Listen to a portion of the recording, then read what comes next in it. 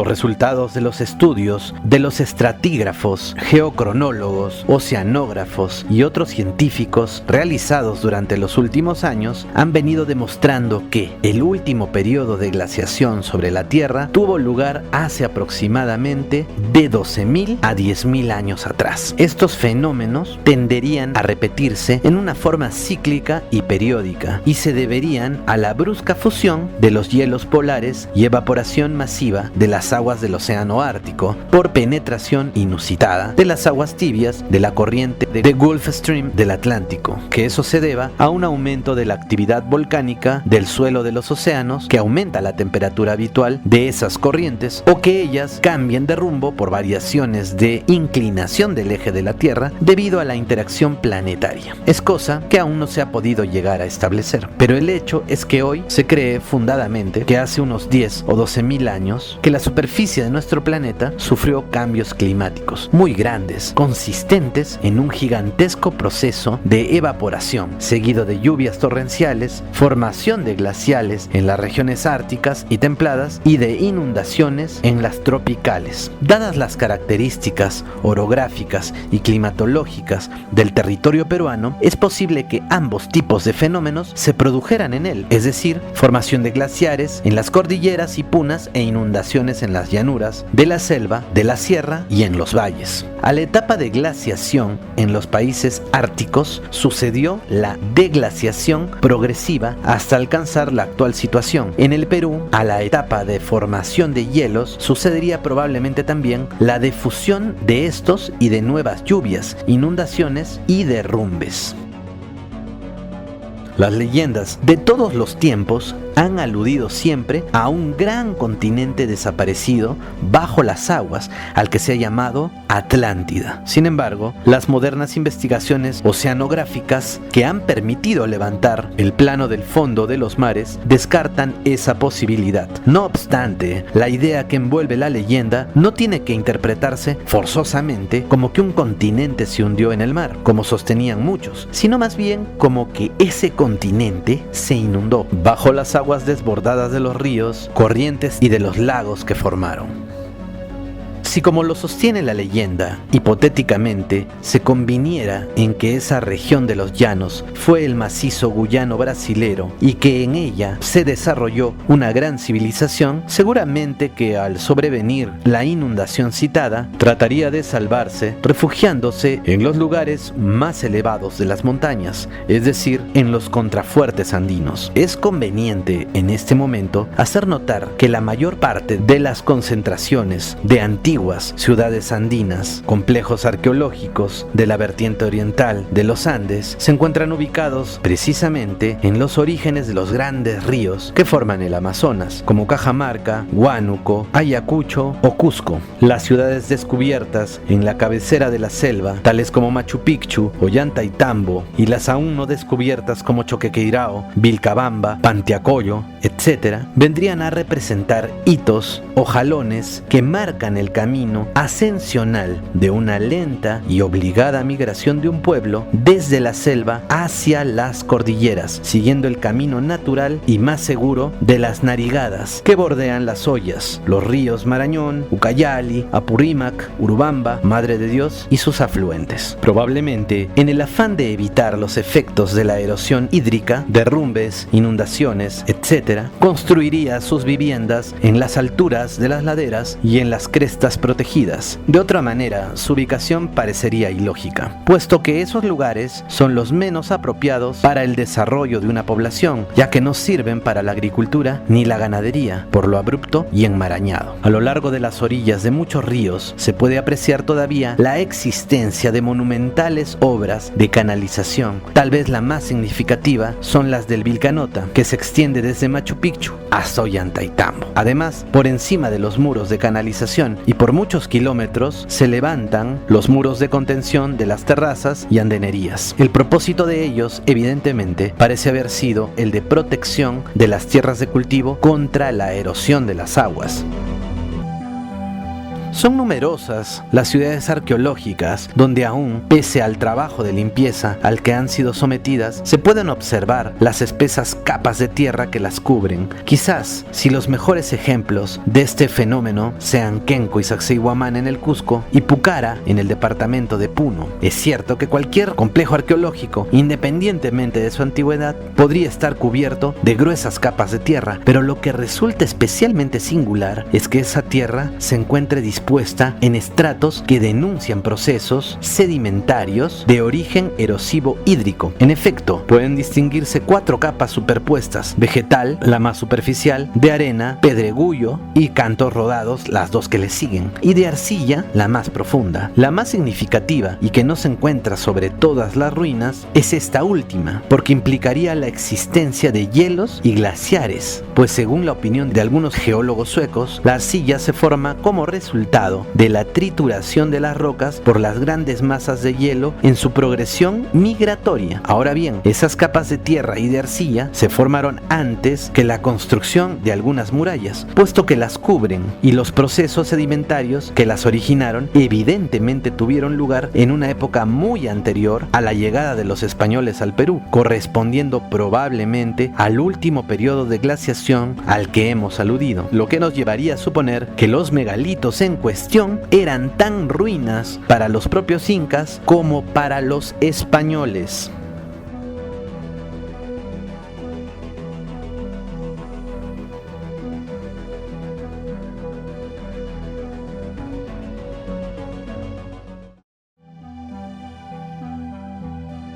Lo que hace que la costa del Perú sea en su mayor extensión un desierto es la falta de precipitaciones pluviales, en primer lugar, y el escaso número de ríos que la irrigan, y además la incapacidad de que sus aguas se dispersen debido al encajonamiento de sus lechos, en segundo lugar. Pero si se aceptara como válida la hipótesis de los glaciares de la cordillera y las inundaciones concomitantes y consecutivas, habría que suponer que el clima de la costa peruana debió haber sido distinto en esos tiempos. En efecto, lo que se acepta para la vertiente oriental de los Andes podría admitirse para la occidental, y en ese caso la costa pudo haber sido húmeda y boscosa, pero podría arguirse que la dirección de los vientos y la temperatura ambiental debido a la corriente de Humboldt fueron siempre los mismos, y por lo tanto la escasez de precipitación pluvial similar a la presente. Sin embargo, los modernos trabajos oceanográficos realizados por los investigadores del año geofísico en la costa del Pacífico en la misma época de los glaciales pudieran haberse producido fenómenos importantes que cambiaron las condiciones climáticas, pues es posible que los cambios en el océano Ártico repercutieran en el Antártico y que las direcciones e intensidad de las corrientes cambiaran, por ejemplo, alejando del continente a la de Humboldt, permitiendo el paso de otra más cálida pegada a la costa. O también podría suponerse que las aguas oceánicas calentadas por la actividad volcánica del suelo submarino de las Islas de Pascua, donde los geofísicos han encontrado la zona de máximo calor radiante de la superficie del globo, irrumpieran a través de la corriente de Humboldt y llegaran al litoral peruano entibiándolo. La insistencia en presumir que la costa peruana cambió de clima se debe a la observación de algunas características de la cerámica de las civilizaciones preincaicas que se desarrollaron en ella que resultan extrañas. Además, tampoco olvidemos que podemos encontrar muchas figuras en el suelo de Nazca, donde se aprecian animales extintos. En efecto, se piensa que los motivos zoolátricos que inspiraran a los artífices de las cerámicas, las líneas y las figuras de Nazca debieron estar en relación con los animales que viven y vivieron en la región respectiva, pues bien muchos ejemplares se refieren a jaguares, serpientes, monos, hasta loros, que evidentemente no pertenecen a la fauna actual de la costa y corresponden más bien a la de los climas selváticos. Este hecho significaría que los animales que inspiraron a estas antiguas culturas, por poner un ejemplo, vivieron en alguna época y consecuentemente que esta era boscosa o que aludían a motivos propios del reino de donde procedían esas civilizaciones. De ambas maneras indicarían cierta relación con la selva.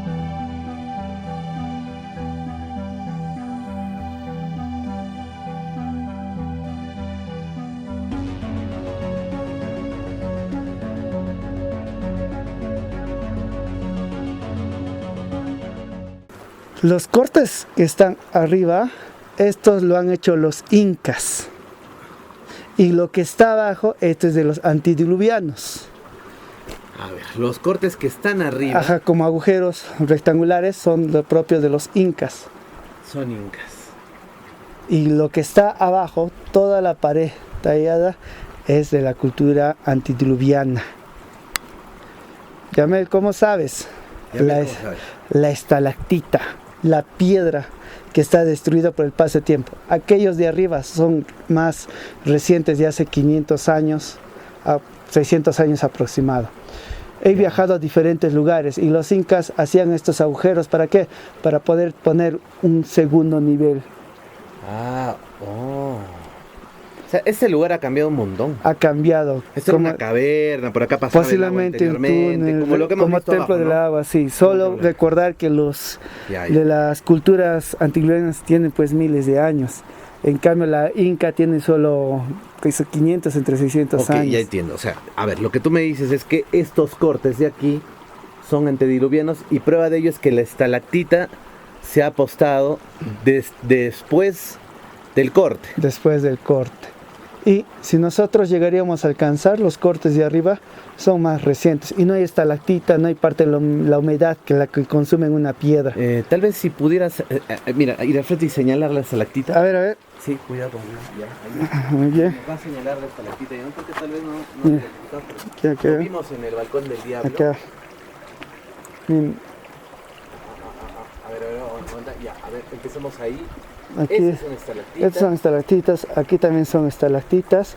Esto no es todo musgo, mira, voy a sacar el musgo porque parece que fuera musgo. Miren, aquí está la estalactita. Miren, esto ya es duro, pero lo de arriba, lo verde, es musgo. A ver, agárralo nuevamente. Ay, recién te tengo. Ajá. ¿Sí? Sí, rompe ahí. Ya no sale. Esto de aquí es musgo, pero la parte de la base es piedra sólida, ya estalactita, es dura. La estalactita es así, ¿qué ha pasado? Como piedra sólida. Como puede ser cientos, miles de años. De hecho, a donde sé, una estalactita de 10 centímetros, pero un diámetro de casi 1 pulgada son 1000 años. Y estas pues sobrepasan ese tiempo. Wow. Se has encontrado esta evidencia. ¿Esto lo has aprendido por muchos de mis leyendo de todo un poco? De mis amigos exploradores, viendo, estudiando, y muy pronto pues ya va a haber mejor estudio a partir de unos amigos geólogos que van a llegar para saber el tiempo a partir de las estalactitas, que es la única prueba que se puede tener por el momento, dado que no hay no tenemos la tecnología que sí la hay, que esta piedra puede mover, decirse el tiempo en el que se ha sido cortada.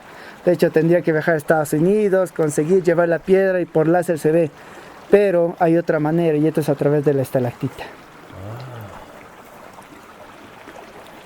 Bueno, ahí se está lleno de estalactitas, toda esta parte, ¿no? O sea, lo que tú dices, después de ese corte, ha crecido sobre eso. Ha crecido sobre, así como abandonado. Abandonado. Después llegan los incas. Y empiezan a tallar y eso es lo que es, claro, antiguo también, pero sí, no está enfermo, no está viejo. No está viejo, se notan los cortes. Y esto coincide con tu roca, esta roca grande que tiene el desgaste, es como que le hubiera caído lava hirviendo, calor. Es como la cera de vela que se encuentra, incluso la piedra no es recta. Hemos visto otros sitios arqueológicos que es recto, un trabajo fino, pero hemos visto otros muros que se han destrozado por el paso del tiempo, y la lluvia, el paso del tiempo, los miles de años. Hay una gran diferencia entre una roca, por eso hay una confusión, donde en una época ha sido trabajado por las culturas antediluvianas, después llegan las culturas preincas, la doran, la pintan, después llegan los incas, de la misma manera modifican partes del templo, ¿para qué? Tal vez para la construcción de los muros, hacerlos cerrados, y esto cambia. Entonces cuando llegan los nuevos descubridores, pues vean que todo lo ha hecho lo inca, y es lo que siempre se dice. Pero los propios guías y arqueólogos saben que estos lugares no todos son de los incas. Los propios arqueólogos y guías saben que son de culturas pre-incas. Ellos prefieren decirlo pre-incas para no darles un tiempo exacto. Pero lo que a nosotros nos ayuda es la propia estalactita y las piedras que se han deformado por el paso del tiempo. Esta también es estalactita, ¿no? Sí, hay musgo y estalactita. El musgo está sobre encima, pero mira, fíjate, aquí está lo que es la estalactita, aquí sobresaliendo, parecen piedras. Ahora, volviendo un poquito a la chincana que habría abajo, ¿no? Ahí, bueno, no sé si aquí... Estos sectores, mira, aquí hay más estalactita, pero lo que le decía, la parte de ingreso es en el otro lado, donde te mostré la piedra. Mira, Ahí es. Es el paso del tiempo. El paso del tiempo. Ahí dejará un poco quita también. Sí. No, pero en todo caso, o sea, esa chincana, ¿a dónde iría? O sea, se mete... Realmente es muy difícil saberlo. Puede interpretar que tal vez era parte de un templo o tal vez un ingreso. Pero como te vuelvo a decir, tú has visto tipo de entrada, el tipo de corte. Y este tipo de corte pues te lleva a muchos lugares. Hemos visto que la chincana te lleva adentro. Pero hay otros que solo eran como templos.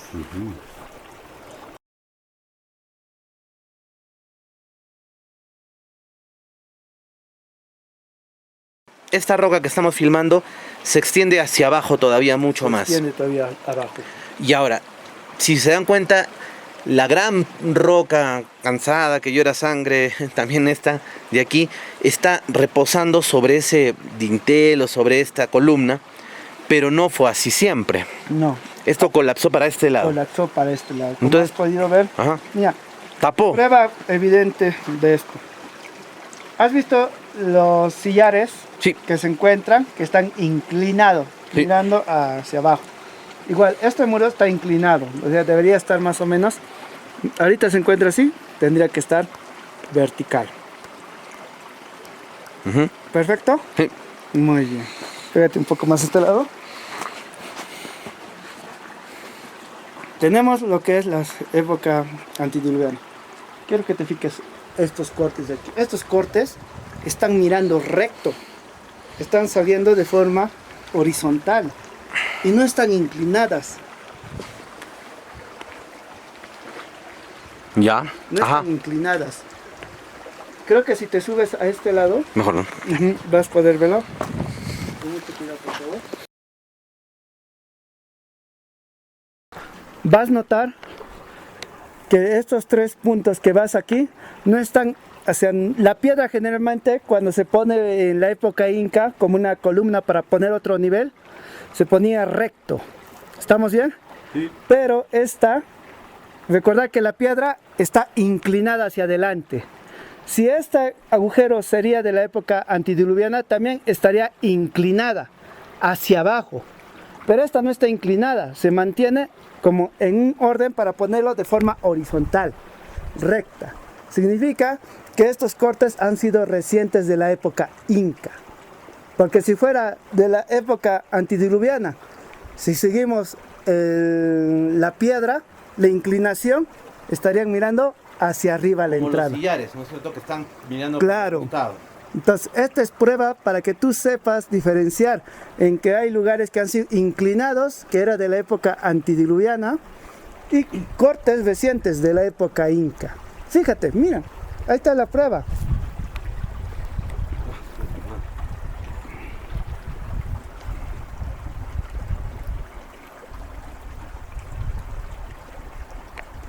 Tú mismo lo estás viendo ahora. Tienes razón, esto está recto.